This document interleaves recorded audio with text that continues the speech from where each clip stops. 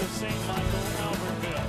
It is playoff time in the spring on North Metro TV. J.W. Cox alongside Gabe Blake here at the Rice Creek Fields that are slightly damp after a little bit of a downpour game before we got on the air. All the teams were just about to get started on this four-field complex, and then everybody was sent scrambling for cover with the rain, but the sun is back out for now, so we're going to get these games underway, and it should be a good one here today, Gabe, between a couple of teams that we're certainly hoping midway through the season to not be in this situation, trying to play themselves into the sectionals, but happy to be here. The Cougars at one point sitting at 500. They have lost 5 of their last 6. Meanwhile, for St. Michael-Albertville, they were actually a few games over 500, and they have lost 4 straight into this playoff action. The Cougars will be the visiting team today, and they will come into this game with a record of 5-10 overall, right down towards the bottom of the Northwest Suburban Conference, a very good conference that we'll talk about. Defensively setting up out there for the Knights of St. Michael-Albertville. Zachman in left, Schindler in center, and Schoen in right. Stecker, Hansen, Heskin, and Haggerty around the infield, third to first. The catcher, Zins, has the first offering outside for the ball, and it's 1-0. For the Centennial Cougars, it's Janelle Mackey leading things off. Mackey, the left-handed hitter, center fielder, launches the second pitch outside for the ball, and it's 2-0. And JW, an interesting thing will be how these fields kind of hold up today. As you said, just a quick 3-minute downpour of rain, and right now they seem to be holding up pretty solidly early on in this contest. You can see the home plate area. There's a big puddle in the right-handed batter's box. But that's about it, as we're here in the top of the first inning. Cougars and Knights. Sectional play-in game, as there's a strike taken. It's 3-1. And Berg falling behind a little bit here early, comes back there and gets that first strike. You never want to let that leadoff hitter get on base with a walk, as she did there. Those kind of come back to haunt you. Alex Berg, excuse me, the starter. She's a senior on this Knights squad. As we talked about, they've lost 4 straight to find themselves in this situation. They end up second place at 7-3 in the Mississippi 8 Conference, but struggled out of conference. The number 2 hitter, Kathy Schloer, the pitcher, Kathy Schloer, grounds it foul up the left side, and she'll head back to the box. And you see on that last one, Schloer trying to drop down the bunt in from way in at third base is Stecker. She's almost halfway up the line, expecting another bunt. That one dropped foul, they say, off that muddy watercolored area that we're considering home plate here in the first inning. And so it'll be 0-2. And we're going to have to see if Schloer tries to drop down another bunt here. 2 strikes. You want to try and get that bunt down before you get in this situation, and bunting those 2 pitches foul. We'll see what she does here, if she's going to drop down another one or she's going to go ahead and swing. Nobody out, runner on first base. The 0-2 pitch is out, low and away for a ball. It's 1-2. They're having some power issues on the scoreboard as well. Right now it's sunny. Had a downpour of about 5 minutes to make everything just a bit damp. There's a good bunt right back to the pitcher. Safe at first base. Schloer helping herself out, moving the runner up with an infield single. So 1 hit already for the Cougars, 2 on, nobody out, and some manicuring of that box for the number 3 hitter, Maria Pyatt. And the lefties with the advantage in the batter's box. But they see Pyatt there trying to get that water out of there the best she can. Have to try and keep the socks dry. Another square of a bunt, this one foul. First inning, no score here on North Metro TV. Moments ago, all the teams were huddled under the meager shelter here in the Rice Creek Fields. Now playing while the sun shines. The righty delivers, swung on and missed for a strike. It was just a total Minnesota half an hour. And it is a balmy when it comes to temperature out here, Gabe. I mean, it's mid-70s, no higher. No lower than that, at least. The righty again winds and deals. Low and in. Ball 2, I believe it's 2-2. Berg there, that one looked like a little bit of a spinner, just missing on that inside part of the plate. A little bit of control issues here to start off the game. There's a line shot under the glove of the shortstop. everybody up a station as it trickles down to left field. Zachman gets it in quickly. Hansen just couldn't get there. So another infield type hit, and the bases are loaded for Emily DiMartino. That seeing eye single by Pyatt gets over, squeaks through on the left side, and the Cougars are getting after it right early on in this game. DiMartino, right-handed cleanup hitter. First pitch swung on and just tapped in front of the plate, and the throw not in time on the scoop, and there's a run for Centennial. Big hack and only went about 5 feet, Gabe, but it got the trick. Mackey shows off some wheels, getting in from third. You're exactly right, that hit. Well, I don't know what we're going to call that. We're going to call it a hit. Yeah, went up about 5 feet, but Mackey able to put on her PF Flyers, as we say in the Sandlot, and dips from third base and gets the Cougars on the board to start off the first inning.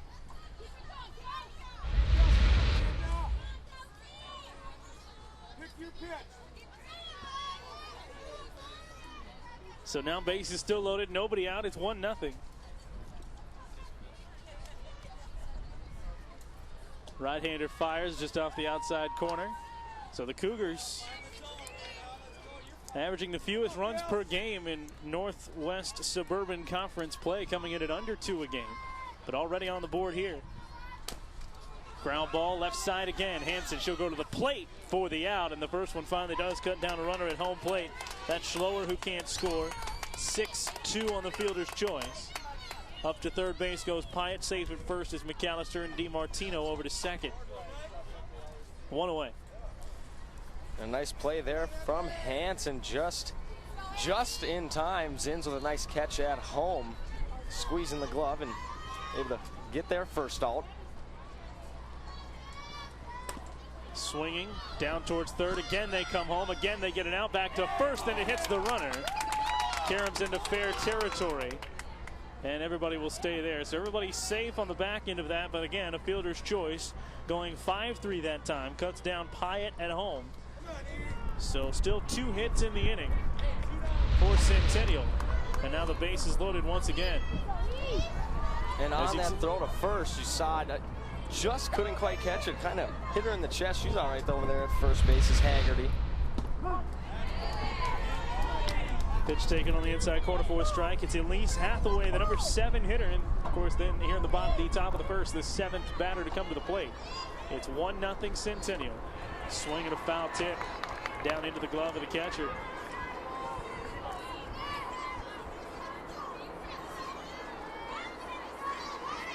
It'll be 0-2. Just off the outside part of the plate. Quite an eye. The STMA fans off to the left, looking for that call. It'll be 1-2.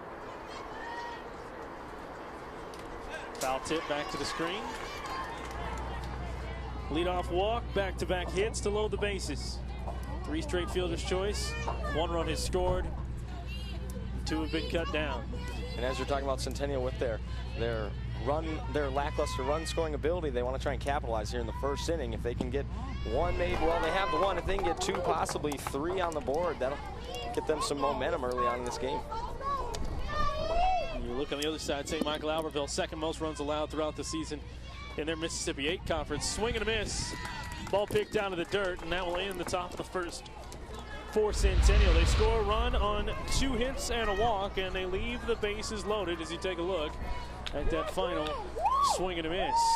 So 1-0. The Cougars of Centennial will now take the field to try and keep up the defense on that. And Gabe, we talked about they're in a pretty tough conference. The 7th place spot right now headed into sectionals, or finishing off the regular season for Centennial in the Northwest Suburban. Top 3 teams, Maple Grove, Anoka, and Elk River, are all in the top 10 when it comes to state softball rankings. So there's a lot that's going on there. Yeah, obviously playing all these good, better quality teams, they're going to have a chance to build momentum, and they play, you know, as we were saying about these solid teams, it gets them a lot of good practice here, and both teams just warming up, as we were saying, a little bit of electricity issues going on around here, but to lead off for St. Michael-Albertville will be Sam Heskin, the second baseman. Up after her will be Brianna Haggerty. She's playing first base, followed by Tia Zachman, the left fielder. So there's St. Michael-Albertville's first three batters in the bottom of the fourth, or in the first, excuse me, on the mound. Schloer, the lefty. I've gotten to see her pitch once so far this year. Likes to bring the heat. They're having some electrical issues with the scoreboard here back behind the dish. Trying to work with everybody to get that set up. The water, Gabe, doesn't do a whole lot well for paper or electricity or anything like that. Yeah, I feel kind of bad for our courts. Absolutely. It's just not a great day to have electricity, but we power through. Here it's 1-0. The Cougars, as you take a look at the defense for Centennial behind Schloer. It's Pide in left, Mackey in center, Ryland in right. Hathaway at third, Berggroff at short, Westfall at second, DiMartino at first. And Esperson is the catcher as they all huddle up, at least the infielders do. In the circle, the umpire, he just ruined a dusting brush there, trying to dust off the mud from the plate. And it will be Sam Heskin that's going to check into this game to lead things off for St. Michael-Albertville in a 1-0 affair. And Heskin, leadoff batter, trying to get on base early here and get that run back that they allowed in the first. Katie Schloer looking with the fastball, riding it up and in.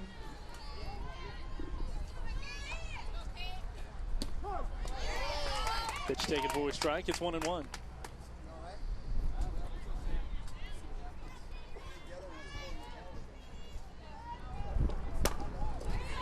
Ground ball back up the middle into center field for a base hit. And there you go, Gabe, your leadoff hitter for Heskin. And she'll be on at first base for Brianna Haggerty and then Tia Zachman to follow. For a second there, I thought Berggraff was going to lay out and try and knock that one down. She's awfully close over there at short. She's a very solid defensive player for the Cougars, as getting the opportunity to watch her play earlier this year. Pitch taken. A look at a throw back to first, but no throw that time by Esperson. And both teams playing a little bit of small ball here when they get that leadoff batter on base. Time taken as we take a look at the bat of Haggerty. So Esperson will take that time to go out to the circle. Sectional play in action here at the Rice Creek Fields, Mississippi 8 Conference, and the Knights against the Northwest Suburban Conference and the Cougars. It's been a lot of games for the Knights. We've had 5 doubleheaders since May the 2nd. A lot of teams dealing with that. They've split 2 of their last 3 doubleheaders, so at least getting some wins. There's a bunt back to the pitcher's mound. One play goes over to first base in time. There's one away. The sacrifice, though, goes 1-4. And credit Abby Westfall, excuse me. Credit the second baseman, Westfall. Yeah, it is Abby Westfall, able to get over there to cover first for the charging Dean Martino. And now Tia Zachman with the runner in scoring position. Pitch taken on the inside part of the plate for a strike. That was a good pitch there by Schloer, getting off to that first strike. A nice inside low fastball. I like how she's working the heat to the inside, not afraid to go in there. That time up high with it. And you can tell, Gabe, it's coming with some heat up there. It is, yes. And she is a lefty, which, you know, I don't know if it's just me, but back in my watching of softball days, I did not see very many lefty fast pitch softball pitchers. So it's kind of cool to see a lefty because I'm left-handed, so I like them better. There you go. It really is a club. But it is a different look. I mean, just like in baseball, you get the lefty that could be a specialist as well. In softball, maybe even more so, because you're right, there might be a few less. And that's what the right-hander Zachman's dealing with here. So an 0-2 count, 1 away. Swing and a miss, up high for the fastball. You like that. If she can put that near the strike zone, Gabe, for the rest of this day, she can be pretty dominant. There's 2 away for Beyonce Zims. You always got to be happy if you're a head coach and you have a pitcher who is not afraid to go inside. There we see setting up inside was Esperson again, and that pitch taken for a strike. And there we see Schloer going right back inside, which I like to see. It's Bianca Zims, excuse me. Pitch taken that time at the knees. Pinpoint control so far. See if she can work with that. And Schloer might be able to just end this inning by herself, setting up inside again. Popped up. That could do it on the infield. The second baseman, Westfall, over and puts it away. And a runner stranded at second base after a leadoff single. A great job for Katie Schloer. And after one full, 1-0, Centennial with the lead here on North Metro TV.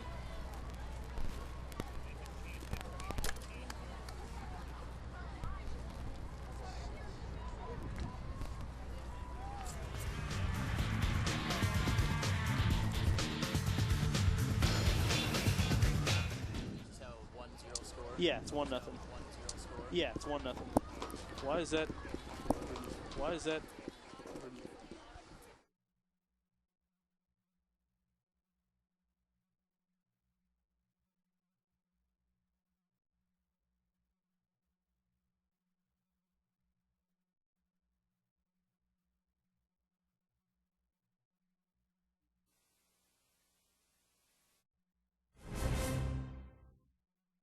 My name is Debbie Foss. I'm a high school freshman. I speak German. I like baseball. I argue with my sister. And I make my own TV shows for free at North Metro TV.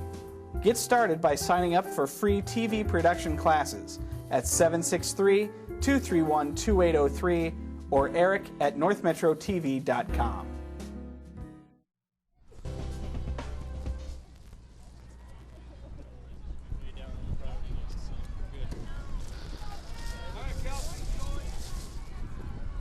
Back with you at the Rice Creek Fields. High school girls softball on North Metro TV. 1-0 Centennial takes the lead into the top of the second inning. Right-handed number 8 hitter Kelsey Berghoff sends it back up the middle. Berghoff, excuse me. And a leadoff single. Again, a leadoff base runner. That came around to score last inning for the Cougars. That was the only run they could get, though, Gabe. And you mentioned, I mean, it was a golden opportunity. We'll see if they can get it again. Yeah, we will see. Kelsey, a nice job going right back up the middle, not trying to do too much with that pitch, just hitting it right back up the middle, finding a hole, and leadoff hitters on. And we saw the Cougars playing some small ball last inning. We'll see if Cindy Ridlin, the right fielder, is asked to drop down a bunt here to maybe manufacture another run. She shows bunt, does drop it down, but foul. Spins back into the glove of the catcher. Question answered there, Gabe. And Centennial, I think you got to like what head coach DiMartino is doing. I think she understands her team, you know, it can struggle to score runs at points, so maybe manufacturing some here early on in the game and they can get an early lead and try and work with that. It's putting pressure on the defense, and that maybe more so turned out to score some runs in that first, and there you go again. A bunt and a drop ball. That one you might go E2 on that one. Still would have been a tough play. But either way you slice it, runners at first and second, the single and the error. There's 2 on and nobody out for a second straight inning. And now back to the top of the lineup and Janelle Mackey. Would have for sure been a tough play. Might possibly be E2, as you said. Ridlin getting down the line pretty quickly. Would have been really close. Either way. Pitch taken for a strike. Thought about a drag bunt there. Certainly for a hit. And, you know, Gabe, maybe the soggy field helped on that one because the catcher, Zins, looking for that, maybe to recoil a little bit, bounce up a little closer. And instead it just spun and died right there in the thick dirt. Stopped, exactly right. That one's outside for a ball. It's 1-1. Bunt again. This time foul down at the plate. Come back and do it at 1-2. Thing the Cougars were not afraid to do in that first inning, Gabe, was bunt with 2 strikes. Put down a couple. Exactly right. Kind of an interesting defensive setup here. The second baseman, Heskin, is charging in instead of the first baseman, Haggerty, on these bunt attempts. Strike 3 called, sailing away on the outside corner. And there's a punch out for Alex Berg. That one a pretty close call right here behind home plate as we are. The home plate umpire. Strike 3 there. You can be the judge for yourself. See if it sails off the outside as that pitch sails away. It's 1-0.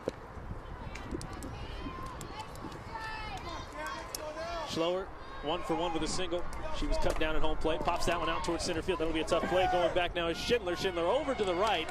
And she makes the catch, tagging and going to third just in time is Berggraf.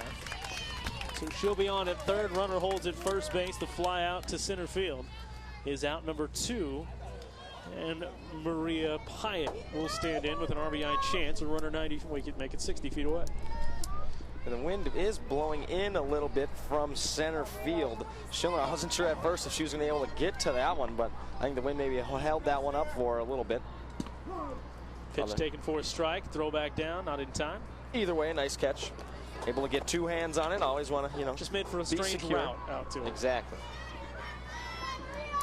We're here in the top of the second. 1-0 Centennial with the lead. And that throw down runner took second. That line shot is foul just past third. The third baseman Stecker reaching for it. It was just out of her reach. So Pyatt will load it up again. Almost ran into the batter. Smash down the line.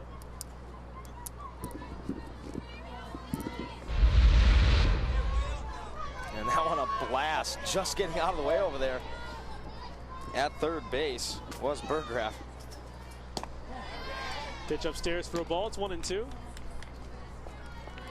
Here is another chance for the Cougars. Timely two-out hitting can be the difference in a game. And they'll look for another big two-out hit here. Popped up on the infield, fair territory. Batter might have been called for interference there, but the pitcher makes it no matter as Berg, makes the put out. So three straight outs, after the first two runners were on. No runs on one hit and two left. After 1.5, Cougars still leading 1-0 on North Metro TV.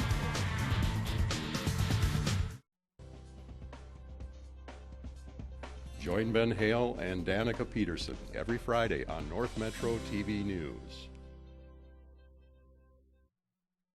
Lino Lakes is the gateway to the metro area, just minutes north of Minneapolis and St. Paul. Conveniently located on I-35W, this growing city still maintains its North Country feel. Lino Lakes values its award-winning schools. Outdoor lovers will discover miles of hiking, biking, and water trails. Growing businesses will find premier development opportunities with great freeway visibility and ready to help your businesses grow. Come to live, work, and play in Lino Lakes. Have you or someone you know been diagnosed with an SD deficiency? Do you feel that you're missing out on the fun of high school sports coverage? Then take a weekly dose of Sports Den on North Metro 15. You'll be updated with highlights and analysis of your local schools, Blaine, Centennial, and Spring Lake Park. Warning, taking Sports Den may increase levels of adrenaline, resulting in cheering, applause, and high fives. Milder side effects may include a desire to see yourself on Sports Den, and in rare circumstances, answering trivia questions and winning t-shirts. Sports Den work for me. Ask your coaches if it can work for you.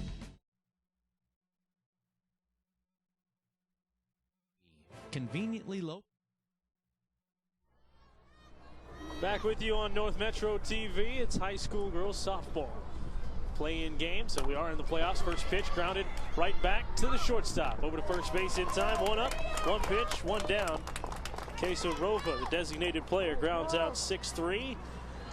And we have Katie Schloer picking up where she left off. She'll face the 6 and 7 hitters now. Ashley Stecker and Courtney Hansen. Put the first runner on in the first inning. Ground out, strike out, pop out. Nothing left the infield. And that grounder over to Berggraf. Pretty sure-handed shortstop for Centennial over there. Get that one out of her glove quickly and able to make the play over at first base. Pitch taken up high. We'll see. It was good pinpoint control that helped in that first inning for Schloer. There's a strike at the knees. As a catcher, I think Esperson loves that. She set up outside and Schloer right on the outside corner. Swing and a miss. You pinpoint one, Gabe, and then they start swinging a little more freely, knowing they have to protect. From 1-0 to 1-2. Strike three called at the knees, outside corner. Punch out number 2 for Katie Schloer, and there's 2 down quickly for Courtney Hansen. 1-0 Centennial. First inning run, standing up so far, and there you see it, catching the black again. Schloer with a smile on her face as she gets the sign from Esperson. Strike taken at the knees. You have to be impressed with the control. Once again in this inning, wherever Esperson, the catcher, is setting up, that's exactly where the pitch is going. Popped up on the infield. Center fielder now coming in to make the catch right as she crosses to the grass, and Mackey puts it away. Well, that was quick. 1, 2, 3. How do you do? Strike out, fly out, ground out in there. And after 2 full, still 1-0 Centennial on North Metro TV.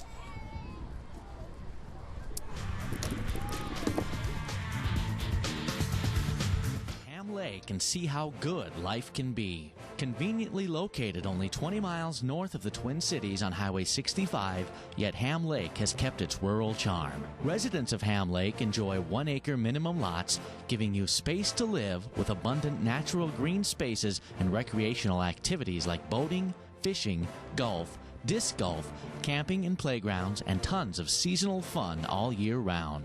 Ham Lake is home to one of the top school districts with consistent high scores in standardized testing and community ratings. Ham Lake is a business-friendly city and willing to work with businesses and developers of all sizes.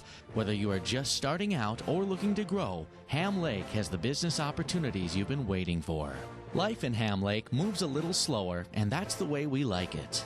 Ham Lake offers space to live, to grow, and space to relax. Come visit Ham Lake and see for yourself what you are missing. Ham Lake is convenient country living. Back with you at the Rice Creek Fields, North Metro TV coverage of high school girls softball. High strike taken by Emily DiMartino. DiMartino, then McAllister and Westfall, the 4, 5, and 6 hitters. Here in the top of the third inning, 1-0 Centennial. Alex Berg allowed the run on the first batter she faced. Eventually came home to score. There, a ground out, 6-3. So both pitchers' games settling in pretty well. And Hansen there with this wet dirt and grass. The ball won't be rolling as quickly. So Hansen coming in and charging on that one, able to make the throw over to first to get their first out in the third inning here. And here's McAllister. Reached on a fielder's choice. Takes the ball just off the outside. 1-0. And that pitch by Berg, a good pitch. That one's a spinner. Just missing that corner. Nice low and outside pitch. Grounded foul. Just past Coach DiMartino down in the third base coach's box.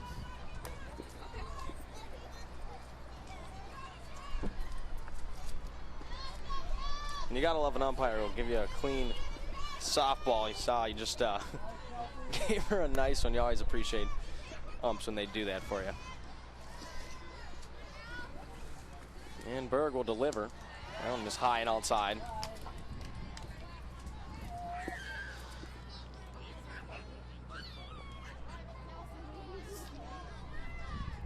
And Berg will set to deliver again. And that one's chopped over to third base to Stecker, who bobbles it a bit and is not able to make the throw in time over at first base. McAllister reached on an E3 there over from Stecker, the bobble, allowing McAllister to get over to first base. And JW's back with us, just working out some electricity issues. And that lined one out towards center field. I'll just step all over you now that I'm back. Single puts the runner up on third base. The throw comes in, cut off well. Runners on the corners now with the hard hit single. And Westfall, a good job to put it out in to the outfield, and Elsie Hathaway will now stand in there. And that one absolutely blasted right back up the middle, just over the head of Berg. But you were correct, able to get it in very quickly, not allowing a run to come in. Pitch taken for a strike. Quick throw back to the circle. Runner takes second base on that one. So now there's two in scoring position. Already leading 1-0. Berg in a jam, delivers down to the dirt. Good block. Zins kept her from trailing too far away.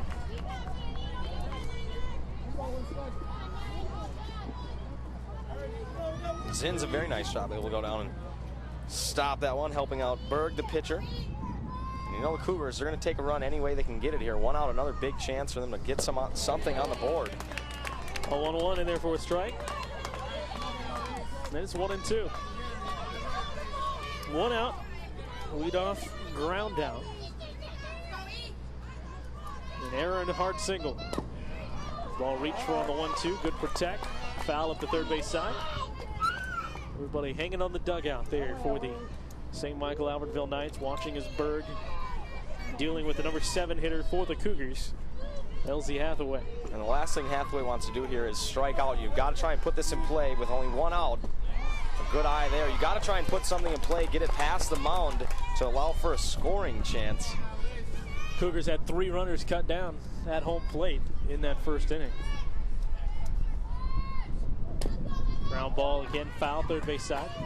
Beauty this time, though, Gabe. A lot of that would because with the bases loaded, the infield could just crowd in the whole time. Now, there's still first base open. They have to play a little bit further back, especially up the middle. And there is no force out at home. Exactly. So it'll make any play there tough. Swing and a miss. A good ball that dropped off the table from Berg for out number 2. The strikeout of Hathaway. She's punched out twice today. And now Kelsey Berggraf. Stand in, she's 1 for 1 with a single. And Berg coming up big there for the Knights. Got exactly what Centennial didn't want, was the strikeout. So 2 outs here for the Knights. In way at third base is Stecker. Ground ball to the shortstop, and it goes off her right shoe, and it will allow a run to score. So the E6 opens it up, and the E6 brings home a run. Berggraf safe on the error. So there'll be 2 on and a 2-0 lead as you take a look. Berggraf, a nice job there. Gets the ball on the fat part of the bat. It was traveling pretty quickly over there to Hansen at shortstop, and the bobble allows Berggraf on base. And there you go. You don't want to strike out. You got to try and put, the balls in play and make people field them and catch them and throw you out. Put it in play, good things will happen. First pitch outside for a ball. It's 1-0. 1-0, excuse me. 2-0 on the scoreboard now. As Cindy Rydland reached on an error back in the second inning. Now here in the third, takes a ball down low. Something to be said, Gabe, even though the Cougars come in at just 5-10, had a conference record of 4-5. Something to be said for the competition they played against. Swing and a miss. Ball eludes the bat there to go to 2-1. The 3 top 10 teams in the Northwest Suburban. And I think you can see Centennial here in this one. Not daunted at all by the sectional play. And Centennial, having the benefit of playing all those top quality, top tier teams is only going to make them stronger as a team. As we had talked about Maple Grove as such as earlier in Elko River. Anoka the third, ball 3, 3-1, strike taken that time. Strike at the letters on the inside half. So, full count here, the runners should be able to leave early. 2 outs. The 3-2. Lifted out towards left field. Left fielder started back, and now Zachman comes in, finds her way under and makes the catch for out number 3. But chipping away, the Cougars add another. 1 in the first, and now 1 in the third. And after 2.5, they lead it 2-0 on North Metro TV.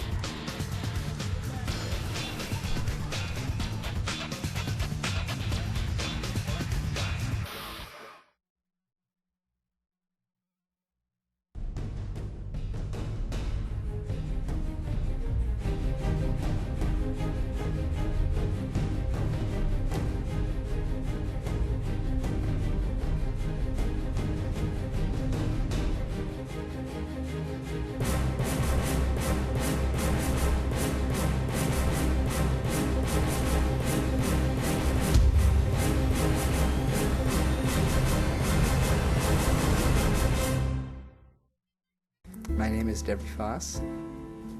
I'm a high school freshman. I speak German. I like baseball. I argue with my sister. And I make my own TV shows for free at North Metro TV. Get started by signing up for free TV production classes at 763-231-2803 or eric@northmetrotv.com. Back here, North Metro TV, where we can all attest. Devery Foss does make his own TV shows. We've all been a part of that. Devery with some on-air camera time. 2-0 Centennial with the lead as we go bottom third. First pitch swung on and missed. There's the location again of Katie Schloer. She's been the story as she'll face Courtney Schoen and Alex Berg, her opposing pitcher, back to the top of the lineup for Sam Heskett. Schloer only with 1 hit allowed here in the third inning. Pitch taken upstairs for a ball. It's 1-1. It's off to a pretty good start here for the Cougars. Pitch foul back. 1-2. She's been all around the strike zone. First at bat for the right fielder Schoen. It was a leadoff single to start this game, and then 6 straight have been retired. including 2 strikeouts. That one's right down the heart of the plate. Strike 3 called. A strikeout now in every inning so far, and Alex Berg will stand in. Setting up where we are today, JW, my dream of catching that fly ball and getting on top 10 plays for North Metro TV. I think we're a little too close to this fence. I might not get to do that today. Just drop the headset and run. That might have been a chance. But the good thing, though, is we get constant screen time, I suppose. I suppose. You always got to love that. First pitch fouled back by Berg. It's 0-1. Nothing like debris, though. Nobody is. Pitch taken for a strike, and it's 0-2. J.W. Cox, Gabe Glidden, the whole North Metro TV crew, covering some sectional softball as playoffs begin for the spring. A day that got here pretty quick for most of the softball programs. I mean, 9 conference games, that's a little low. Softball really lost an extra week at most parts of the state as their strike 3 called again. Punch out number 4 for Schloer. 3 of them have been caught looking, and back to the top of the lineup for Heskin, the only player to get the best of Schloer so far. And Berg goes down looking there. As we talked about that control, that one on the outside part of the plate gets Berg. Working quick, firing strikes. He's already up 0-1 on Heskin, the second baseman and leadoff hitter, who is 1 for 1 today. Popped up, foul. Backing out of play. It's going to drop over the overhang that provided such outstanding protection for everybody during the rainstorm about 5 minutes prior to first pitch. That's the one. I could have caught that, JW. We were tethered to the table. An 0-2 pitch. Liced out to right field. Right fielder moving over, and she'll make the catch. Good job by Rydland to find her way over that. Another 3 up, 3 down inning. 9 straight retired by Katie Schloer. And after 3, 2-0 Centennial.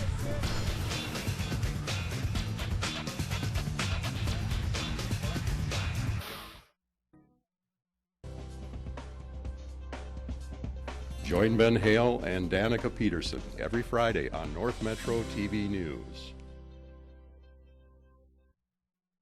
Lionel Lakes is the gateway to the metro area, just minutes north of Minneapolis and St. Paul. Conveniently located on I-35W, this growing city still maintains its North Country feel. Lionel Lakes values its award-winning schools. Outdoor lovers will discover miles of hiking, biking, and water trails. Growing businesses will find premier development opportunities with great freeway visibility and ready to help your businesses grow. Come to live, work, and play in Lionel Lakes. Have you or someone you know been diagnosed with an SD deficiency? Do you feel that you're missing out on the fun of high school sports coverage? Then take a weekly dose of Sports Den on North Metro 15. You'll be updated with highlights and analysis of your local schools playing Centennial and Spring Lake Park. Warning, taking Sports Den may increase levels of adrenaline, resulting in cheering, applause, and high fives. Milder side effects may include a desire to see yourself on Sports Den, and in rare circumstances, answering trivia questions and winning t-shirts. Sports Den work for me. Ask your coaches if it can work for you. Back with you. A first pitch bunted foul by the leadoff hitter Janelle Mackey for Centennial. Mackey, Schloer, and Pyatt leading things off 2-0. The Cougars with a run in the first, then a run in the third. Narrow one popped up out towards center field. Center fielder 3 steps over to her left, still drifting as Schindler makes the catch for out number 1. Now Schloer, the pitcher, who is absolutely dealing from the circle. She's got a single in today's game that helped manufacture the run in the first. And a nice catch there by Schindler, getting both hands on the glove, on the ball to secure it. First out for the Knights. Lefty swinger, lefty pitcher.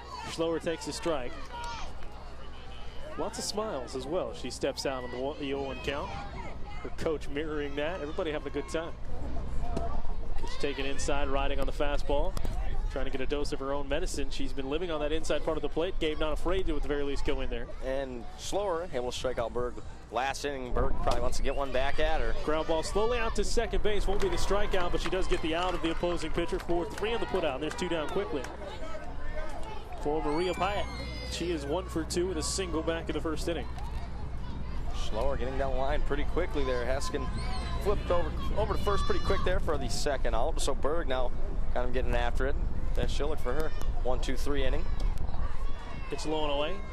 Already the third at bats for this top of the order for the Cougars. They've only scored the 2 runs so far in 3 innings, but they've had multiple runners on base in each inning. And they're just working the second time around for St. Michael-Albertville.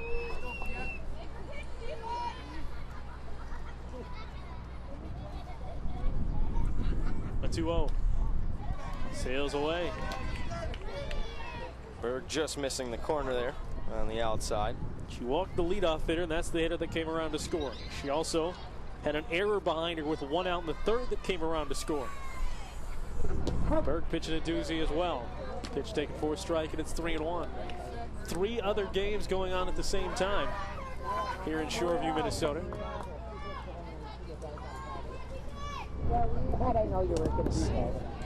Pitch fouled down at the plate. Pyatt, the left fielder. Cougars, though they struggled to score at times, Gabe, we're allowing fewer than 4 runs per game this season. So very solid team defensively. Staying in some games. Ball 4. Worked it to a full count after going 3-0, so a good job by Berg, but then she loses her. So a 2-out runner. And DiMartino will stand in 0 for 2, reached on a fielder's choice and grounded out. 4th inning action, top of the 4th, 2-0 Centennial. Trying to tack on. The Cougars, some of their low run totals as DiMartino takes a ball, make it a strike, and the throw down to second base not in time. So that one called a strike, but the stolen base by Pyatt. Now the ball skips away out of the circle, and Pyatt will stay right there at second base. And the Cougars getting aggressive here with 2 outs, getting Pyatt into scoring position, and DiMartino does have some power. I've seen the Cougars play once this yard, and she took a ball all the way to the fence. So Pyatt in scoring position for DiMartino.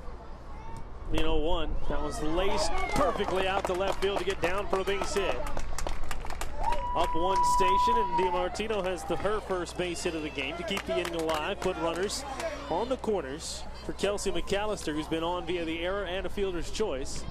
And another chance to knock on the door, knocking on the door already, another chance to pound through it for Centennial. Cougars, over their last 7 games, they've been held to 1 or fewer runs 5 times. So they're happy to be staying away from that here in this first round sectional action. Play-in action, rather. Pitch taken for the ball down low, and it's 1-0.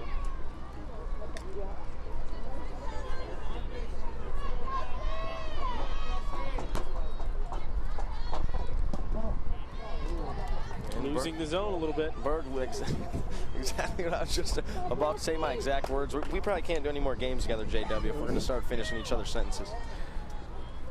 I guess that's how it's supposed to work. We're just not supposed to step on each other when we're doing it, so we got a little bit of kinks to work out. Ball taken down low. It's 3-0. J.W. Cox and Gabe Glidden. And some of our first work together this spring. Gabe coming on board with North Metro TV. And we'll see here at 3 balls and no strikes. We'll see if it's a take here with Berg losing the zone just a little bit, and she does get green lighted. Ground ball just foul. Had everybody thinking that might have spun fair. So now we'll see it at 3-1. You still have to figure you're going to get a strike here. See what McAllister can do with it. She scored 1 of the 2 runs. It's all 2-out action here. The 2-out walk and then a single. First 2 are retired in fairly short order by Berg. You see her the ball was wet. She dried her hand off. Now she delivers down low. Ball 4. Second walk with 2 outs. Her 3rd walk of the ball game. Now the bases are loaded. More importantly, 2 in scoring position for Abby Westfall. 1 for 2 with a single. Berg wanted that last one. It was pretty close, low and inside pitch. Just missing. He delivers. Ground ball slowly spinning foul. So Berg now, after an inning that seems so promising, 2 outs here and bases loaded, can still get out of it without giving up a run. Ahead in the count. He hasn't been to the last 2 hitters. Maybe 2 of the last 3. That one sails inside. We've seen Zins working well behind the dish for the Knights. Number of times already with a runner at 3rd base, making some big stops. The runner down there is Pyatt. Ground ball down towards 3rd, off the glove for a moment, but a step of the bag with the bases loaded, retires DiMartino coming from second and gets the Knights out of the inning with 3 stranded for Centennial. We'll go to the bottom half of the fourth. 2-0. Cougars still lead on North Metro TV.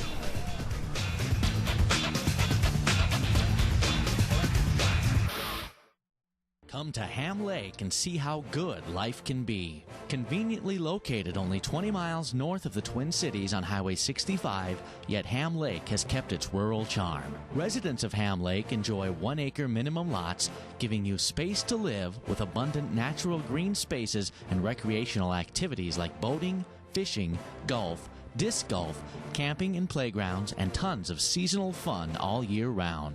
Ham Lake is home to one of the top school districts with consistent high scores in standardized testing and community ratings. Ham Lake is a business-friendly city and willing to work with businesses and developers of all sizes. Whether you are just starting out or looking to grow, Ham Lake has the business opportunities you've been waiting for. Life in Ham Lake moves a little slower, and that's the way we like it. Ham Lake offers space to live, to grow, and space to relax. Come visit Ham Lake and see for yourself what you are missing. Ham Lake is convenient country living. 2 runs, 6 hits, no errors for the Cougars. No runs, 1 hit, 2 errors. St. Michael-Albertville and the Knights. Cougars coming in a little bit down on the record side as there's another strike delivered to start the inning by Katie Schloer. So coming in as the lower seed, but trying to pull off the upset. Pitch just missed at the knee. She's been getting that through the first 3.5. She kind of gives the ump a little wink there. Brianna Haggerty, Tia Zachman, and Bianca Zins. Ground ball foul. 1-2. 4 punch outs. 3 in the last 2 innings. Capped off by 2 in the third before a pop foul. Excuse me, a pop fly on the infield finished it off. Low and away, 2-2. And we haven't seen her miss very many times on that outside corner. That one a little low. Trying to go off speed, I think, that time. That time a fastball laced back into center. Moving on quickly, the center fielder, Mackey, makes the catch. Great defense behind her. A great break on the ball that time by Mackey. And that one absolutely ripped right into center field. Mackey makes a nice running catch there, and you gotta love the 2 hands. That one popped up. Actually, the facilities director almost caught that one off the noggin here at Rice Creek Field. It's 0-1. So 10 in a row retired. Pitch taken for a strike. She found the outside corner again, and it's 0-2. I gotta feel like sometimes you get that defensive play behind you that maybe you might not get. That's gonna amp you up even more. Another foul ball going right side. And a plethora of fans around here yelling heads up. You gotta be on your toes. Yes, hopefully the fans in the other fields will do the same for us. I think we're out of balls now. There we go. Got one back. And Katie gets right back to wheeling and dealing here. 0-2. See Tia, one of these strikeout victims early on in the game. Pops it again, foul. That one stays in play.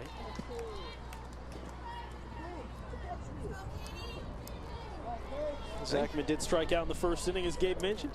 I think part of Schloer's success today has been she's gotten ahead in the count, excuse me, early on and often. Swing and a miss, and that too, Gabe. She gets ahead, and that allows her to be a little free and loose with going high and inside with that heat. And that time you couldn't catch up. Take a look. You gotta just love the control here. Wherever catcher Esperson is setting up, that's where Schloer is going, and 9 times out of 10 she's hitting the exact spot. That time able to take on the first pitch is Zenz, almost in the same spot as she just struck out Zachman. And here you see Zins coming in with a 362 average. Pretty solid average here for her. And she'll see what she can do on the wheeling and dealing Schloer. Could be starting some more raindrops here as there's a ground ball over to first base, and that will be the end of the 4th inning. So we are through 4. 2-0, Centennial with the lead on a dark and cloudy day on North Metro TV.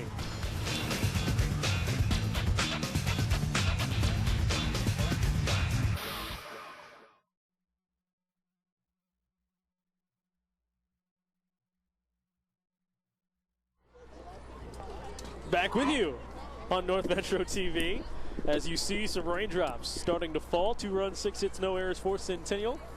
No runs, 1 hit, 2 errors for the St. Michael-Albertville Knights. The water never deterring North Metro TV. And there's puddles all around, Gabe, but really the story outside of the rain here today has been the pitching of the starter, Katie Slower. And again, she runs through a 1-2-3 inning. She set down 12 in a row. Very impressed. Obviously, we have mentioned the control multiple times here. I also think we do have to give Berg some credit here on the other side. Centennial has had some chance to really bust this game wide open. Plenty of you know, bases loaded situations, and Berg able to get out of each of them, you know, without too much damage so far. Only 2 given up by her, so she's keeping her team in it as well. And if you look at it, she draws the infield in. You look at it, one of the runs to score reached on an error. The other one was a walk. So that was her issue.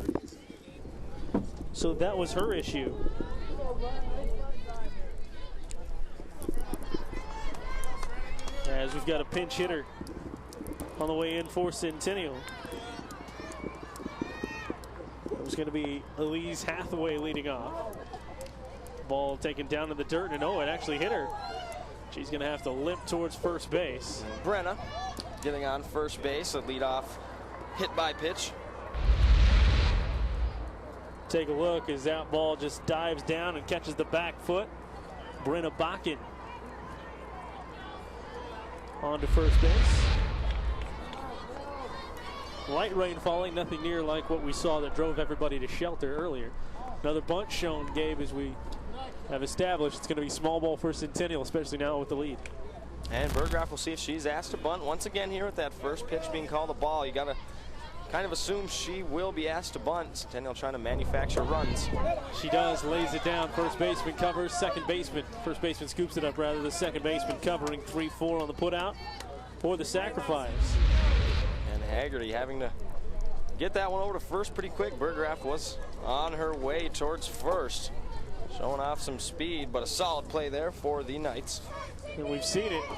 The Cougars have had success playing the small ball up to the point of cashing in sometimes.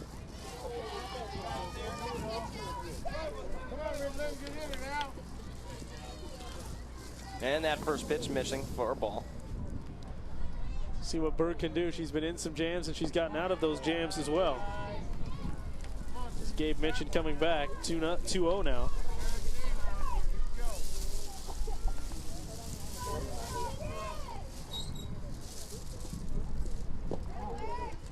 And that pitch just missing low for a ball. This rain, JW, this would be one of the more interesting games I think I've ever done in my life. Always fun out in the elements, Gabe. Be a 3-0 on the way. That's a strike to get back in the count. Cindy Ryland up there, swinging with 1 out. Pitch taken outside for a ball, so the third walk in now 1 1/3 innings for Berg, and that has certainly been one of her most self-inflicted injuries today.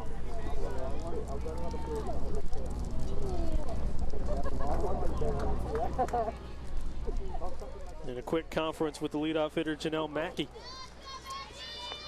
In the top of the 5th inning. Gonna play through the rain and the conditions. Mackey, who made that nice catch in the last inning, will look to try and do something offensively here for the Cougars. Line into center field for a base hit. The run's going to spin and hold up at third base. So station to station, a good throw comes into the circle by the center fielder Schindler. But another base hit for Centennial, and that's just well placed that time by Mackey. I'm not sure if I'm a fan of holding the runner there on third base. Up 2 runs here. I think you got to try and play that one a little more aggressive either way. Coach DiMartino holding up Brenna over there at third base. And she does have in her favor, of course, Gabe, is the fact there are only 1 out, and she's coming to the heart of her lineup now. Starting with the number 2 hitter, Schlower, but you'd almost like to see taking a chance. Of course, the field's got to come into play too. Slippery track out here. You never know what might happen. Down from third, pitch taken for a ball. And Schlower here, a big chance to help herself out. As we said, Centennial has been in almost this exact situation, I feel like, every inning or every other inning. Bases loaded in the first, bases loaded in the 4th. 2 on in the third, 2 on in the second. And now here bases loaded in the fifth with an even count of 1-1 on the pitcher Schloer. She, on the other hand, has retired 12 in a row. Hasn't had a base runner on since the leadoff hitter. Again, bending up and away. 2-1. And Berg not afraid to go inside on her fellow pitcher. Be huge right here for Schloer to give herself her own lift. Punches it foul. Reaching on that one. And you see her head coach immediately as that swing went, you could hear the call of Katie. Wondering what the thought process was there on reaching for that, especially at 2-1. So it'll be 2-2. Inside corner, missed. It'll be 3-2.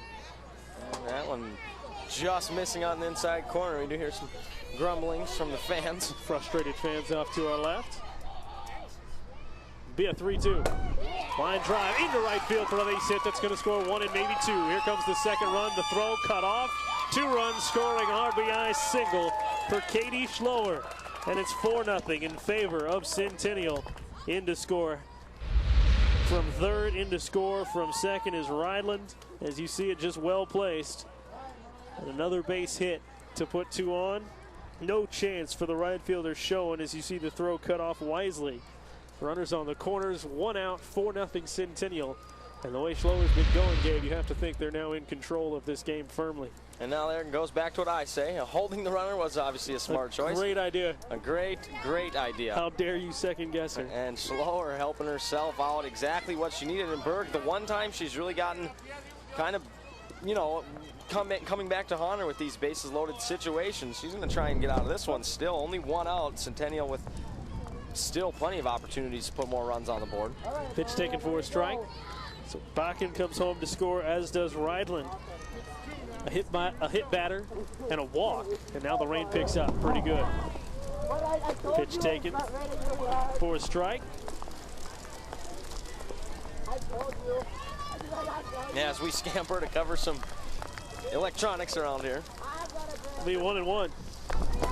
Ground ball down towards first. That'll be an out. Coming back to the plate, too high. Slide in for the fourth run, and now here comes Schloer. Schloer hit with the toss back, and she's safe. 2-run score, and what will be an E3. So Pyatt, she grounds out, 3 unassisted for out number 2. But then Mackey never stopped. Schloer never stopped coming around third. And she is in to score the 4th run of the inning, and it's 6-0 Centennial as the deluge comes down. Centennial getting aggressive on the bases there. I like to see that here. Now the lead, you got to think Schloer's just going to go right after these batters when she gets back on the mounts. 2 outs for the Knights. They're going to try and get out of this one, and they're going to have to pick up some offense in the next inning.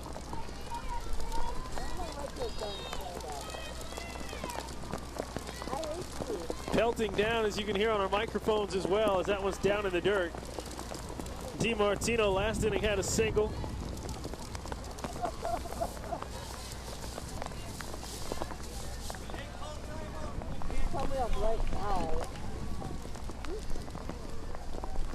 Changing the balls out here.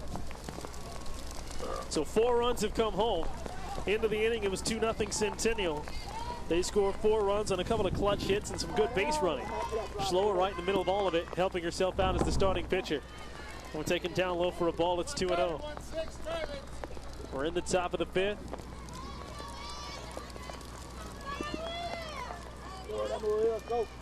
Berg having to deal with drawing off that hand. The good thing we have going for us, Gabe, is this is likely to stop as soon as it started. Ball down low. It's 3-0. Got to be tough for the pitcher, though. And the sun there comes right back. And that rain did pick up a little bit there for a second. The poor Knights, they got to deal with it out there in the field right now. 6 runs for Centennial, now ball 4. As Berg walks DiMartino. Now McAllister will stand in as the 7th, making the 8th hitter to come to the plate. Umpire walking down. He's going to receive the pinch hitter coming into the game. Oh, excuse me, it's a pinch runner courtesy runner down at first base.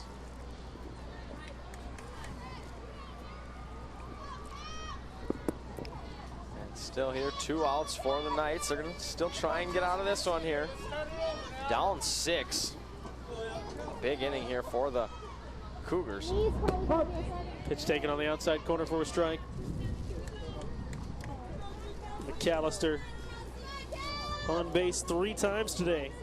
Reached on the fielder's choice, an error, and also walked. Scored once, that time way out in front of a good off-speed pitch from Berg. Berg pulling the string there. A good pitch there, finds herself up now, up in the count, 0-2. She can be pretty aggressive. Rain is finally tapered off again. Pitch taken, throw down to second base, nobody home, but a good job to just knock it down. Now picking up, running to third base is the pinch runner. She'll be there. 2 outs and now a runner on third. There's nobody home covering on that throwdown. Zinn's a good one. Right on the second base bag, but the shortstop too late to cover. Unable to quite get there is Hansen. She tried to lunge at it over there at second, kind of last second. And unable to. That one ripped foul up the third base line and out of play. Unable to knock it down all the way.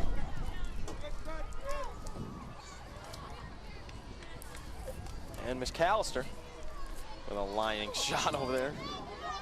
She's got a 1-2 count, 2 outs. Pitch sails up and away.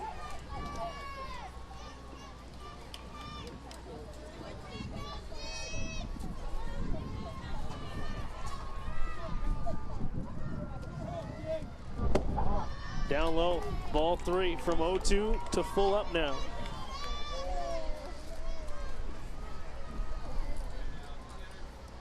The sun is fully back out in force.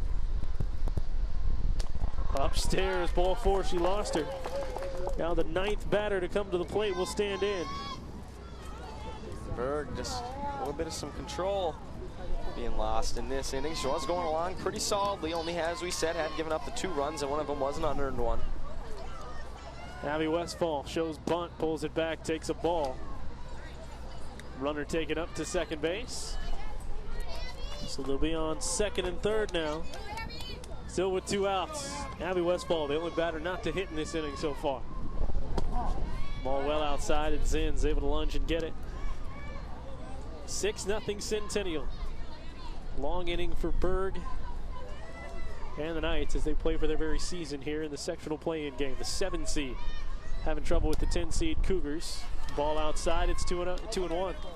And that one just missing there. Zinn's trying to frame that. Couldn't quite hit the corner was Berg. And once again, Centennial runners in scoring positions with 2 outs.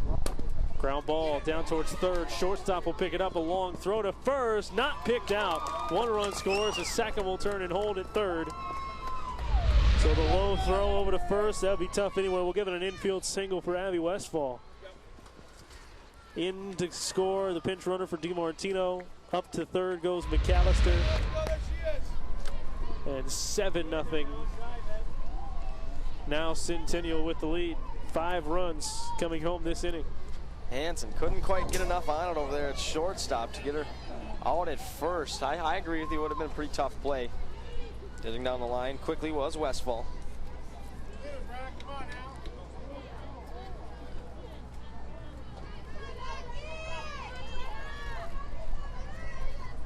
And here, 2 out hitting again. JW will be Centennial. Berg trying to get out of here without any more damage being done. And that one misses high and away.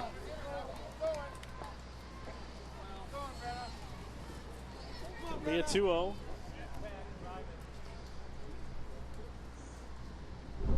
Bakken, who started this inning off, now grounds it under the glove of the shortstop and drives one home. The onslaught continues. Here it's 7-0. Now make it 8-0. Another RBI single that time for Bakken, just placed well.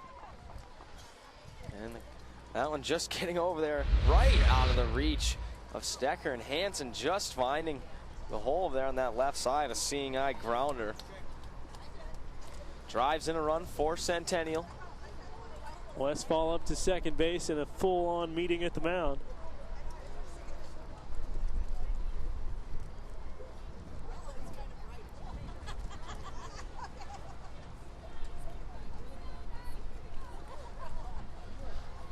7-0. Make it 8-0, excuse me.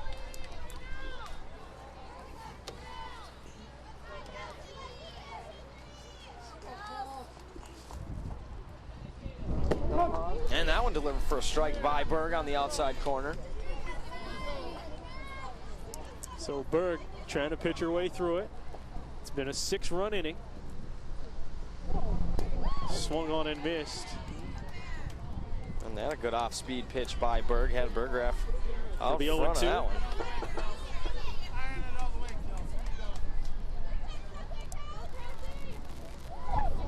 Outside for the ball. 1-2. And Berg trying to go on the outside corner here to Berggraf. All started with the opponent pitcher. Schloer getting a 2 RBI single that scored the first 2 runs of this 5th inning. And made it 4-0.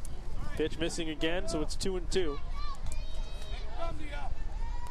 4 more runs have scored here in the frame. Breaking ball just missing up high. Ball 3, it's 3-2. And that one Berg wanted. Pretty close.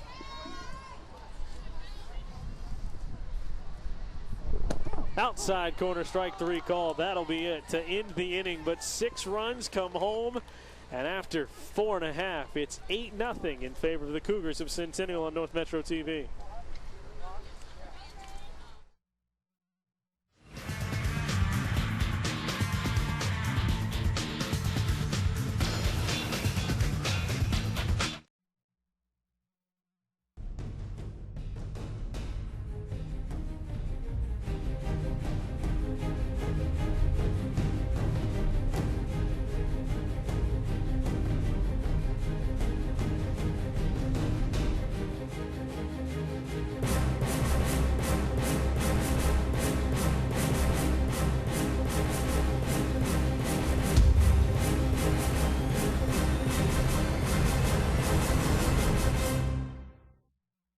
My name is Debbie Foss.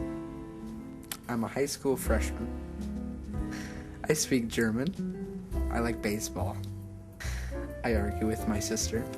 And I make my own TV shows for free at North Metro TV. Get started by signing up for free TV production classes at 763-231-2803 or eric@northmetrotv.com. Back with you on North Metro TV. 8-0, a 6-run 5th inning for Centennial. Has the Cougars leading here, and a big lead for Katie Schloer to work with. She started that 6-run inning with her own 2 RBI single. And the lefty, who's retired 12 in a row, back out there to pitch. Delivers the first pitch that's fouled away. It'll be 1-0. Excuse me, 0-1. J.W. Cox and Gabe Glidden. The North Metro TV crew as the ball's taken down low. And Schloer here with an 8-run lead. She can go right after the Knights. We've seen, solid control from her throughout the day. But now she can almost just fire them in, rock and roll. Rova takes the strike. You can almost look for contact now, but her strikeouts have even come quick at times. And she's ahead of Rova in a 1-2. Designated player for the Knights is 0 for 1 as the wind picks up, blowing straight in. Ground ball slowly foul third base side. Stay at 0-2. So, man, this field's going to be drier than when we started if this wind keeps up. Yeah, I'd like my prep sheets to be dry. If that, it's a lost cause now, Gabe. That could happen for me. We're flying without gauges up here. Ground ball right back to the pitcher. Schloer over to first base. 13 in a row retired. And on that one, Schloer able to get the glove up there and protect the face. Gets her first out of the 5th inning. Ashley Stecker, right-handed hitter, 0 for 1. Watches it down low for a ball. So far, just 1 hit. That was the first batter of this game. Allowed by Schloer.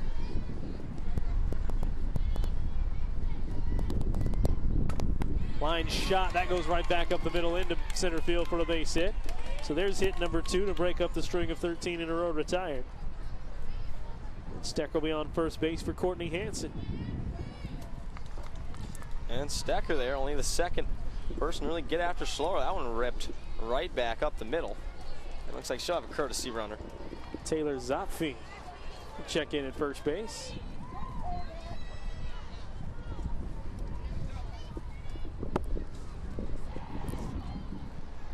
Knight's trying to scratch back. Got 8 outs with which to do it.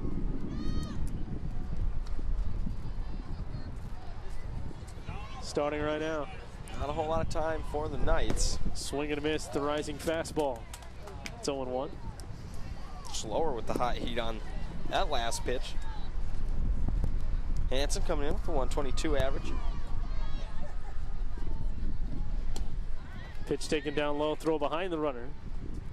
Not in time, and Zopfi back in standing.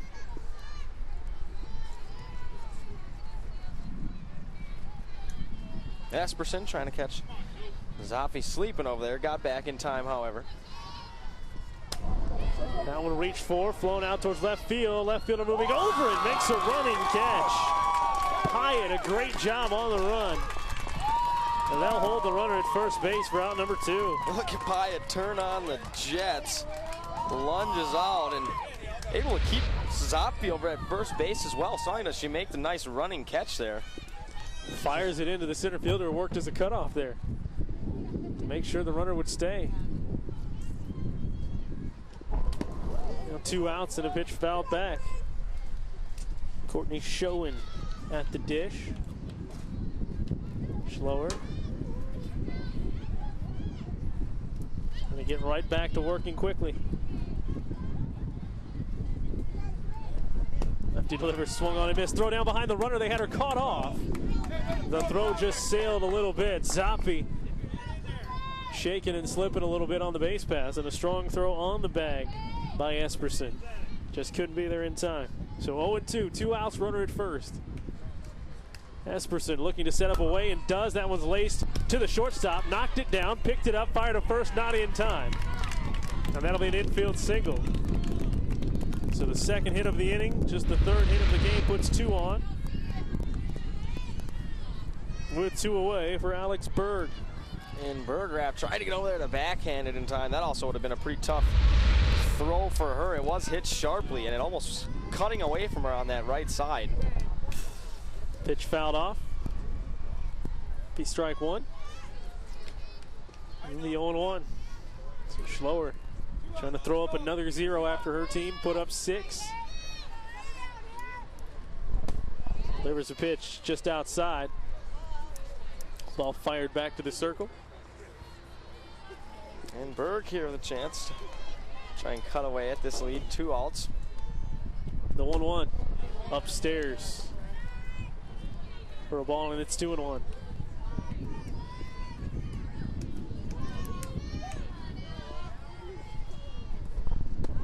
Check swing, she did go around. Ball in and out of the glove of the catcher. It'll be 2-2. Even count at 2 with 2 outs. 2 on here in the bottom half of the 5th. A shutout working for Schloer so far. Outside, ball 3, full count. So Berg being pretty patient up here, up to bat. Lines shoving a full count. Pitch foul right back. Stay at 3-2.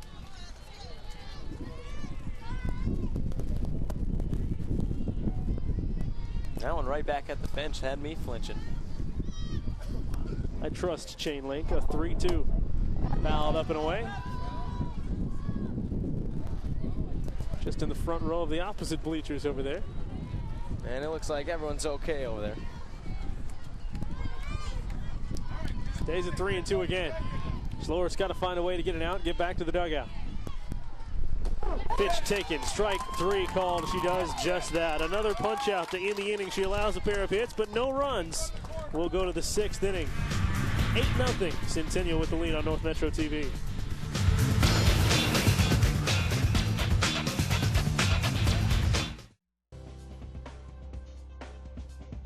Join Ben Hale and Danica Peterson every Friday on North Metro TV News.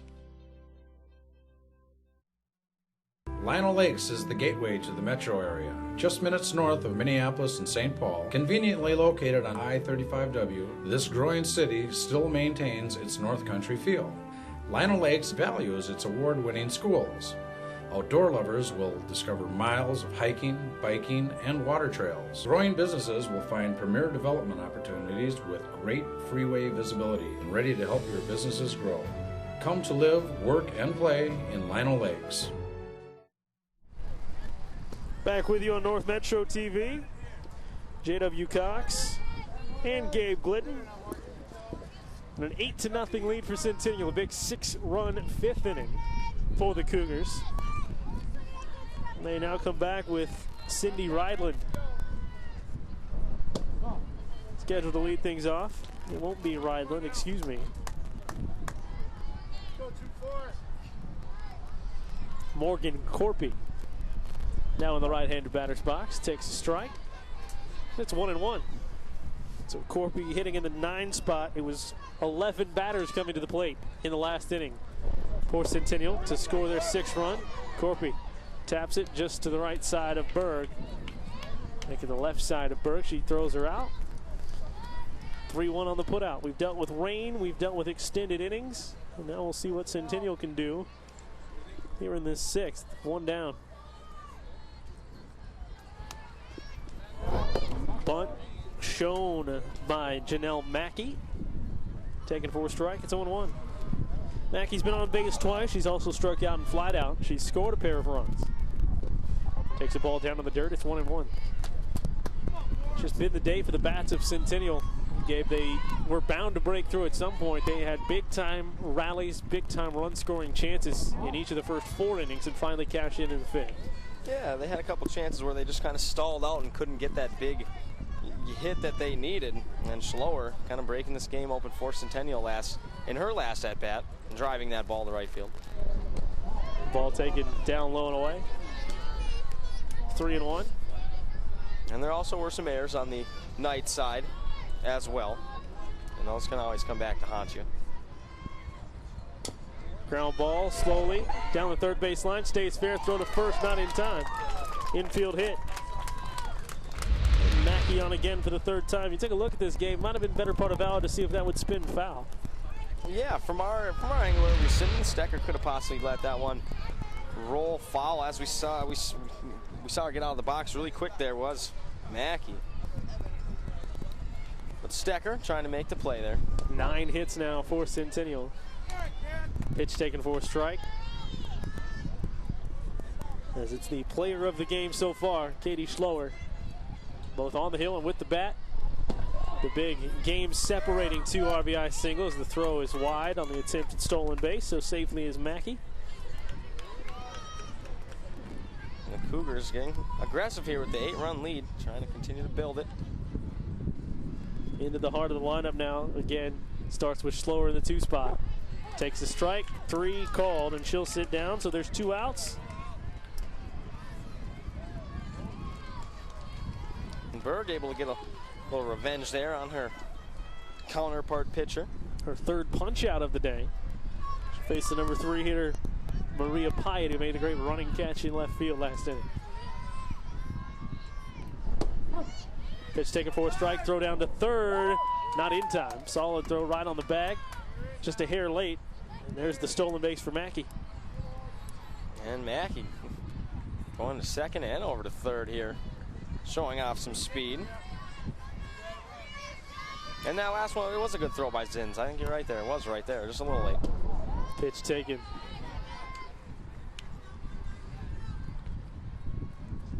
Outside corner, just off it. It's 1-1.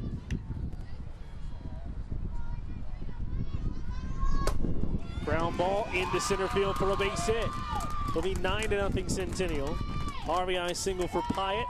Her 2nd hit of the day. She's been on base 3 times as Mackey comes home to score. Here comes Emily DiMartino. 6th inning action. 9-0. Centennial with the big lead. Their pitcher slower, working on the shutout.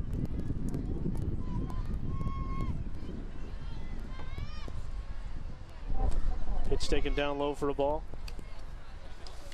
And it's 1-0. See what DiMartino can do here. Mentioned she does have some power right now. She's dealing with the wind blowing at her. Takes a strike on the outside corner. It's 1-1. So far today, a single in 4 at-bats. She's been on base 3 times, though. Reached on a fielder's choice and as well as a walk. Pitch taken upstairs for a ball. It's 2-1. And Berg losing a little bit of that control, as we had talked about the past 2 innings here. Hasn't been as sharp as she was early on in the game. Early on in the game, she was wheeling and dealing pretty well. She just pitch can't off the plate again. It's 3-1. Just can't quite find that outside corner right now. Could move that big 10th run into scoring position if she loses DiMartino with McAllister on deck. Ball taken down low, and she does do just that. So it was McAllister scheduled, but it's actually Esperson. Just going to flex in there to hit with 2 on. Catcher shucked the shin guards. Looking for a big hit. And Bryn here with a chance, or excuse me, Esperson. Bryn Esperson. A chance here to get that big 10th run on the board, which would force the Knights to have to score a run next inning.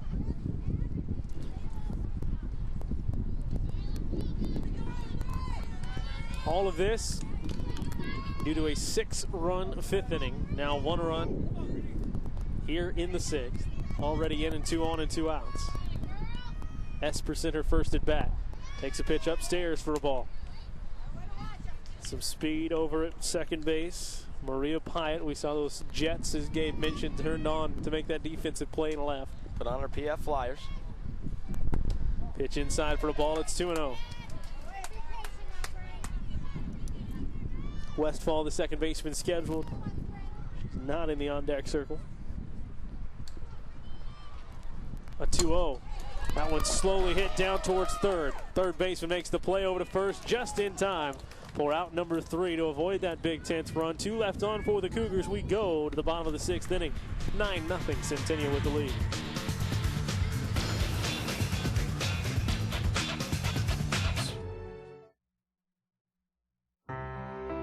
Have you or someone you know been diagnosed with an SD deficiency? Do you feel that you're missing out on the fun of high school sports coverage? Then take a weekly dose of Sports Den on North Metro 15. You'll be updated with highlights and analysis of your local schools playing Centennial and Spring Lake Park. Warning, taking Sports Den may increase levels of adrenaline, resulting in cheering, applause, and high fives. Milder side effects may include a desire to see yourself on Sports Den, and in rare circumstances, answering trivia questions and winning t-shirts. Sports didn't work for me. Ask your coaches if it can work for you. Come to Ham Lake and see how good life can be. Conveniently located only 20 miles north of the Twin Cities on Highway 65, yet Ham Lake has kept its rural charm. Residents of Ham Lake enjoy 1-acre minimum lots, giving you space to live with abundant natural green spaces and recreational activities like boating, fishing, golf, disc golf, camping and playgrounds, and tons of seasonal fun all year round. Ham Lake is home to one of the top school districts with consistent high scores in standardized testing and community ratings. Ham Lake is a business-friendly city and willing to work with businesses and developers of all sizes. Whether you are just starting out or looking to grow, Ham Lake has the business opportunities you've been waiting for. Life in Ham Lake moves a little slower, and that's the way we like it. Ham Lake offers space to live, to grow, and space to relax. Come visit Ham Lake and see for yourself what you are missing. Ham Lake is convenient. Katie Slower delivers a strike on the first pitch of the bottom of the 6th inning with her Centennial Cougars leading it 9-0. Here in the sectional play-in game, the Cougars looking to extend their season. Pitch taken off the plate now, ball 1. 1-1.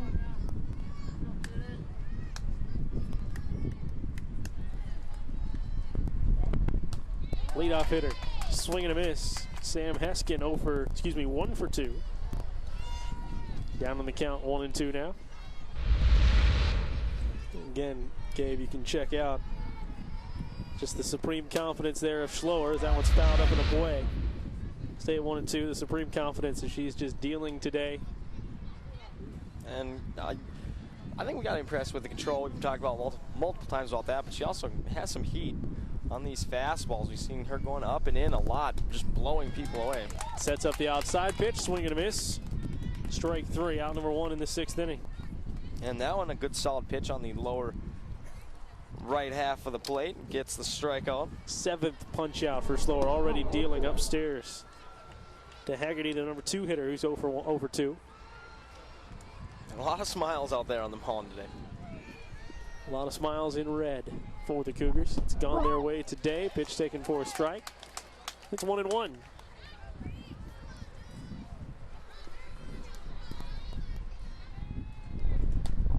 Upstairs. Started with a run in the 1st inning for Centennial. Leadoff single forcing Michael-Albertville and the Knights. Had them thinking they would answer back, but they never did. And it's been 9 unanswered so far, capped by a 6-run 5th. Pitch taken for a strike. It's 1-2. Make it 2-2, excuse me. And Haggerty here with 2 strikes. Will try and put one in play. She does. Ground ball to the shortstop. Long throw over to first. Picked out at first base. Great play by Emily DiMartino as you take a second look at that one. A big second out here in this 6th inning. And DiMartino, the back end of that, the stretch and the scoop. DiMartino kind of bailing out Berggraf there, who had a low throw. Either way, a solid play by both of them. One to field the ball and throw it over to first, and DiMartino with a good catch. Tia Zachman fouls the first pitch. Excuse me, took the first pitch and slid back to the screen. Be 1-0. See Zachman here, that .421 average. Dipped a little today, 0 for 2 with a couple of strikeouts. Flares that one foul into the trees over the production truck down the first base line. We'll have to send Matt to go chase after that one. Somebody. Again, ticketed for the truck itself. And now Schloer way ahead in the column, 1-2. See if she sets her up outside or up and in again, as she has done both times today. Ground ball slowly. Third base side of the mound. Third baser running over, fire to first, never get her. Zachman on the infield single. Extends the 6th inning. And that was just well placed, Gabe. Yeah, exactly. Tap that one right over to the third base, and getting down the line very quickly was Zachman. Unable to throw her out over there at first with the speed.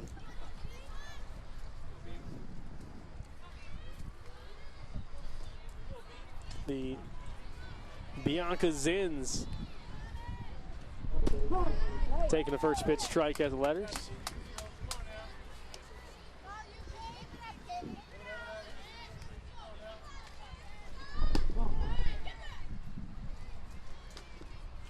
Second pitch upstairs. So the Cougars 4 outs away now from pulling the upset. Pitch down in the dirt, gets away. Zachman will take off for second. The throw down, not in time. Made it awful close, though. Yeah, that one didn't roll as far away from Esperson as I originally thought it might, and I don't think Zachman quite got off to a very good jump on that. Either way, she slides in safely. Pitch sailing up and in, ball 3. It's 3-1. Schloer will love to just end this inning right here. She gave up a couple of 2-out base runners in the 5th. To no avail for the Knights. There's one lined out to center field, coming on quickly, played on a hop. A 2-out single, Zachman up to third. Zins on at first, back-to-back hits for the first time for the Knights. And a good piece of hitting there by Zins, drives that one. A nice line driver right up the middle, right in front of Mackey. Janelle Mackey out there in center. And now Rova stands in. Slower here in danger of losing the shutout. 7 strikeouts. She gave up just 1 hit through the first 4 innings. There's the ground ball just past her to shortstop. Quickly over to first in time. And she does get out of it, stranding 2 runners. After 6, 9-0, Centennial the lead on North Metro TV.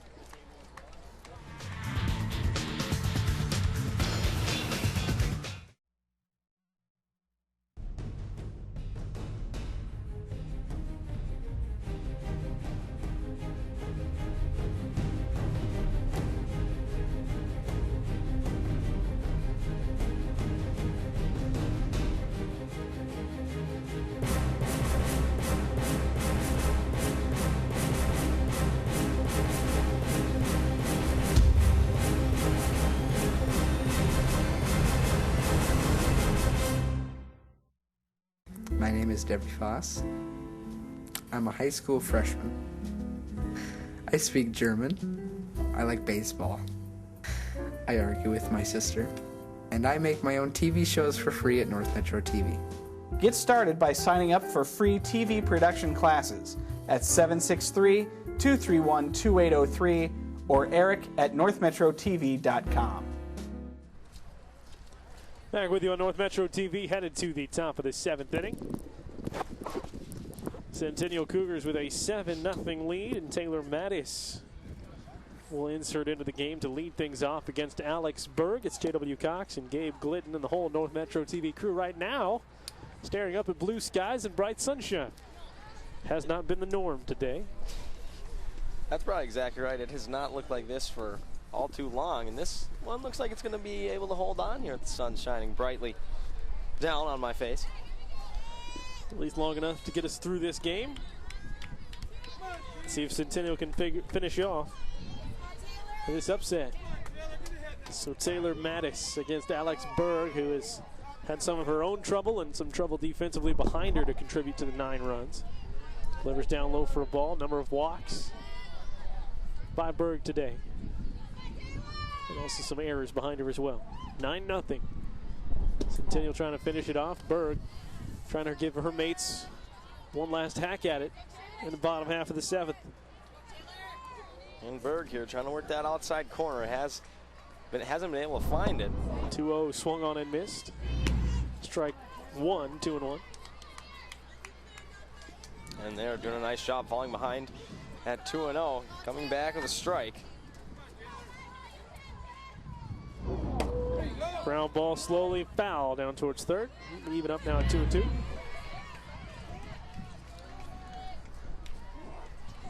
So it was a run in the first inning for Centennial. Mackey scored that one after she led off with a walk. Back-to-back hits. Loaded the bases and a fielder's choice came home. There are actually 3 outs made at the plate that inning as that one's tapped to second base. Over to first. Mattis is retired 4-3. 1 away. And Heskin coming in to field that one cleanly. Wasn't hit all that hard over to her. Does a nice job going down to grab that one. Quick flip over to first to Haggerty. And the Knights get their first out. 1 out in the 7th. It's Brenna Bakken back up there to swing. She was hit by the pitch in her only other at-bat this game. There's a 1-out error in the 3rd inning that led eventually to the 2nd run for the Cougars. Had them up 2-0 all the way into the 5th. Then 11 batters came to the plate. 6 runs scored. They never looked back, tacking on 1 in the 6th inning.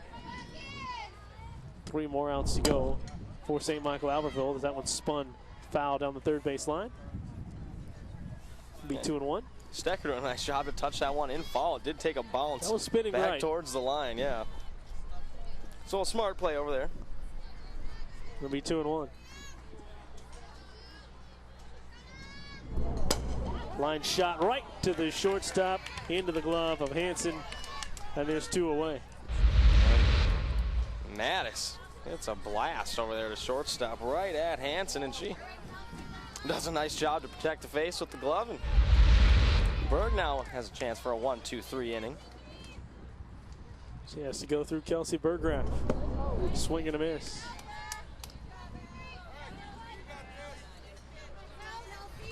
Kelsey has also had a fairly solid game today. Playing shortstop for Centennial, that all-important shortstop position. Been on 3 times, takes the ball down low. Scored once. Been left at 3rd base as well.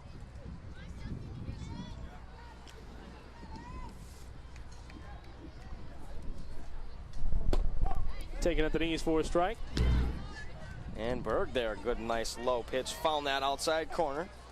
1-2. Swing and a miss, strike 3. We go to the bottom of this 7th inning. 3 more outs to get for Centennial to close out their win. They lead it after 6.5, 9-0 on North Metro TV.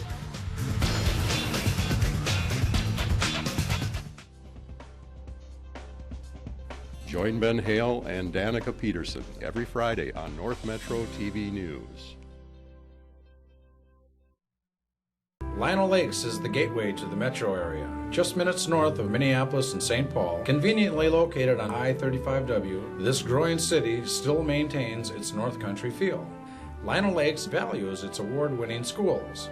Outdoor lovers will discover miles of hiking, biking, and water trails. Growing businesses will find premier development opportunities with great freeway visibility and ready to help your businesses grow.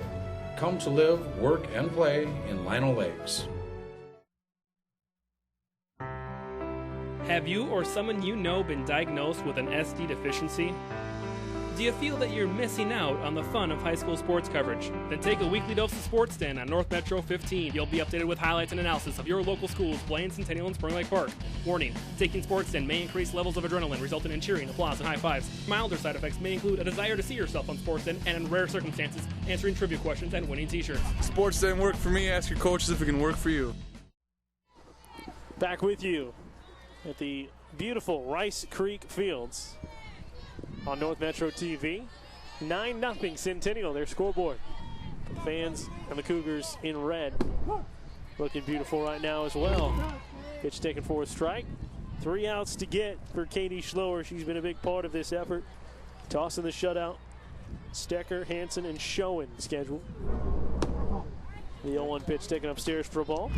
And Stecker has one of the few hits for St. Michael-Albertville today. She's allowed 5 hits, as Schloer. 4 have come in the last 2 innings. Pitch upstairs, all the way back to the screen. It'll be 2-1. Stecker is 1 for 2, struck out. One of the 7 strikeouts as well. St. Michael-Albertville will just have to try and chip at this lead 1 run at a time. That is the cool thing about softball or baseball. There's no time limit, so you're not out of it until that last out is recorded. However, with the way Schloer's been wheeling and dealing today, it will be an uphill climb. 3-1. Outside, ball 4. That is her first walk of the game, if I'm not mistaken. And it is. All the base runner sheet allowed had been those 5 singles, and now a walk. Maybe Courtney Hansen to bat, and I think a pinch runner coming on. Zopfi has been in there once, and she's going back in.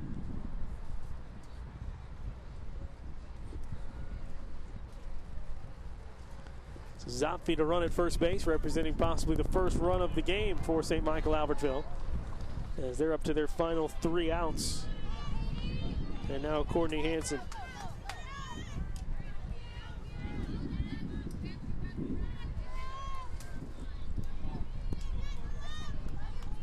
Good defense behind Schloer so far as well.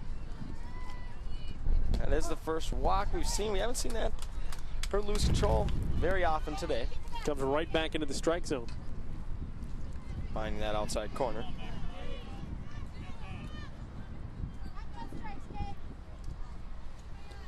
Swing and miss. Hansen so far today 0 for 2.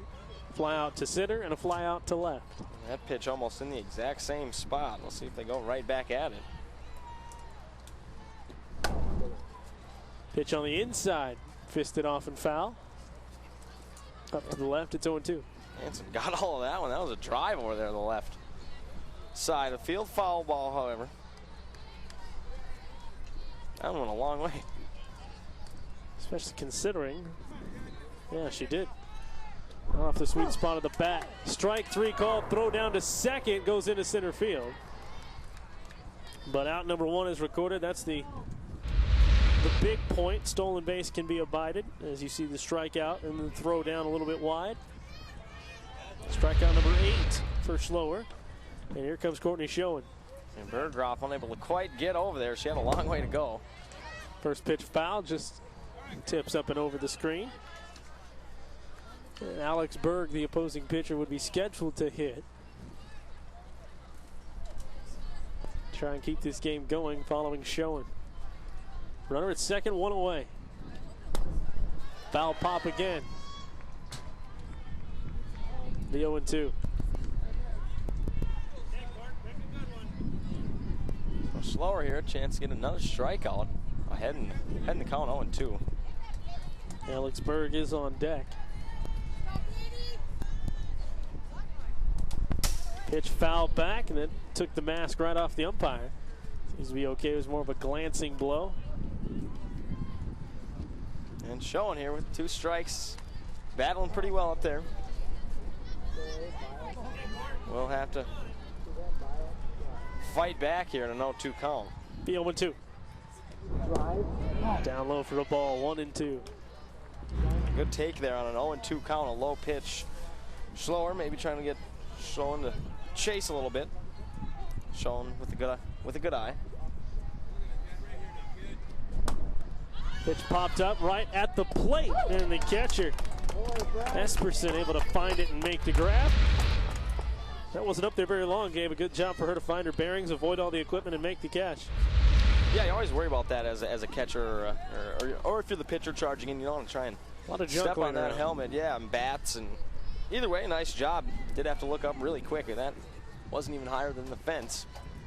So Alex Berg, the opposing pitcher, takes a strike. She's the last chance for St. Michael-Albertville and the Knights to keep their season alive, keep the Cougars from moving on. Ground ball, right side, under the glove of the first baseman, but she will recover. Step on the bag, out number 3, and that ends it. A shutout win in 7 for Katie Schloer, and it secures the 9-0 victory for Centennial in the 10 seed.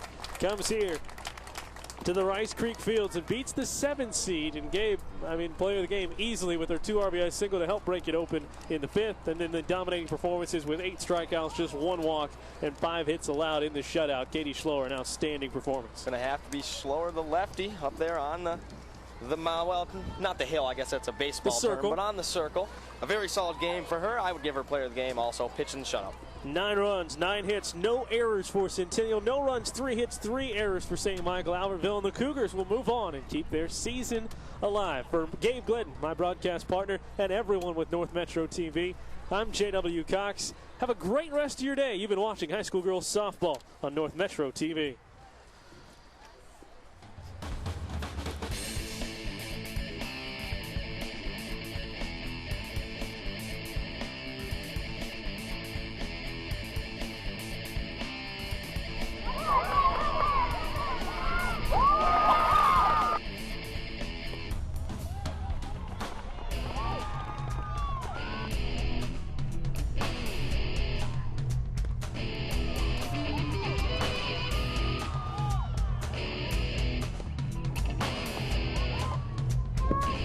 Let's go!